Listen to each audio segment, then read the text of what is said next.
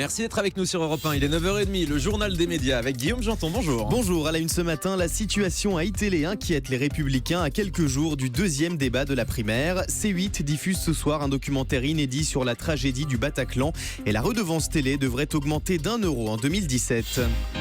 Et on commence avec les Républicains qui s'inquiètent de la situation à iTélé à quelques jours du deuxième débat de la primaire. Alors que les journalistes d'iTélé ont voté hier un 9e jour de grève consécutif, les Républicains se posent la question du maintien d'iTélé parmi les diffuseurs du deuxième débat de la primaire à droite le 3 novembre prochain.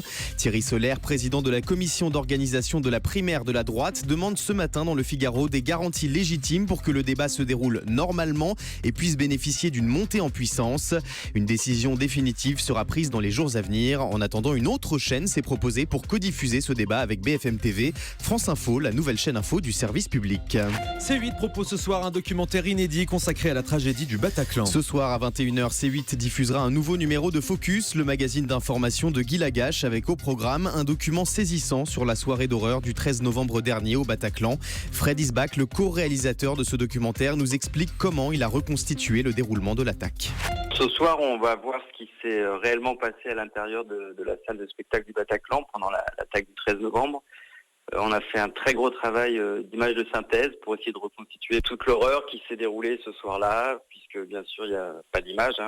Donc on a pallié à ça en créant des images de synthèse à partir des témoignages des survivants, des rescapés, des victimes, et puis aussi des policiers et des gens qui ont pu rentrer dans le Bataclan pendant l'attaque. Le travail d'enquête, c'est 7 mois d'enquête avec Clément Belleroni qui a co-réalisé ce documentaire avec moi. Je vous cache pas que même quelques jours avant la fin du montage, il y a des plans qu'on a changés parce qu'il y a des nouvelles informations qu'on a eues et on voulait vraiment être le plus précis possible.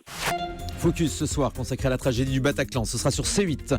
TF1 dévoile la liste des artistes invités à la prochaine cérémonie des Energy Music Awards. Le 12 novembre prochain, TF1 diffusera en direct de Cannes la 18e édition des Energy Music Awards, un show toujours présenté par Nico Saliagas.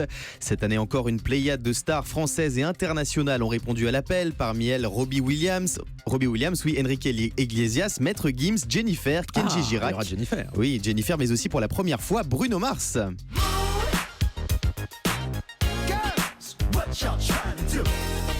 C'est marrant, il a fait plein de tubes Bruno Mars, mais on passe la seule chanson pas connue. C'est sa dernière, vous rigolez ? Ah bah oui, mais elle n'est pas encore connue, c'est pour ça. C'est en train de devenir un buzz énorme.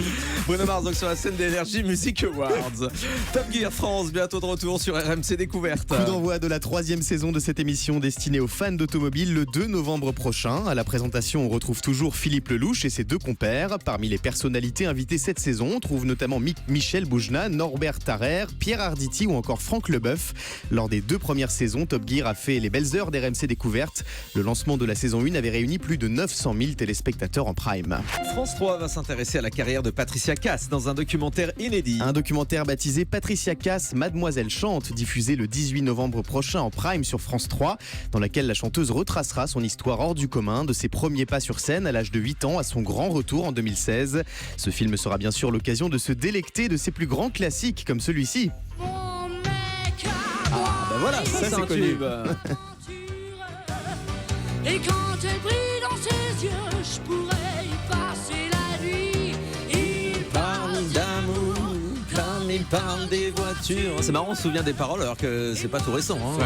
C'est la fin des années 80, Patricia Cass avec ce tube. Donc, Mademoiselle chante. Non, c'est pas celui-là. Non. Mon mec à moi. Mais Mademoiselle chante le blues était aussi un excellent tube de Patricia Cass. Le jeu de France 3, Slam, décliné bientôt en jeu de société. Oui, on va faire ça, tiens. Comme souvent à la télévision, les émissions à succès font l'objet de nombreux produits dérivés et notamment de jeux de société. Alors après les jeux Question pour un champion, Money Drop ou encore The Voice, c'est au tour du jeu de Cyril Ferraud Slam d'être décliné dans une boîte à questions. L'occasion de slammer en famille ou entre amis. Ah bah voilà, pour les longues soirées d'hiver, devant la cheminée, on va jouer au jeu de société Slam. Paris Première va bientôt retransmettre en direct le spectacle de notre ami Willy Rovelli. Le 5 novembre prochain, en prime time, Paris Première diffusera en direct le spectacle de notre ami Willy Rovelli aux Folies Bergères. Ce one-man show baptisé Willy Rovelli en encore plus grand sera également programmé plus tard sur W9. Willy Rovelli qu'on retrouve bien évidemment dans cette émission l'émission dans Faites le taire. Oui, ce sera tout à l'heure. Paris Première toujours, la chaîne diffuse ce soir un documentaire sur les 100 ans du Canard enchaîné. À l'occasion du centenaire du journal satirique, Paris Première diffuse ce soir en deuxième partie de soirée un documentaire inédit baptisé Face au pouvoir, les 100 ans du Canard enchaîné. 100 ans d'impertinence racontés par plusieurs personnalités dont Jack Lang, Jean-Louis Debré et Jean-Marie Le Pen. Et Jean-Louis Debré sera notre invité dans moins de 10 minutes sur Europe 1. C'est un des nouveaux visages de Paris Première. On termine avec le chiffre du jour. 1 euro, la redevance télé devrait augmenter d'1 euro en 2017, soit 138 euros pour chaque Français. Le gouvernement souhaitait plutôt augmenter la redevance télé de 2 euros, mais l'Assemblée nationale a revu ce chiffre à la baisse lors des débats sur le volet recettes du budget. Merci beaucoup Guillaume Janton.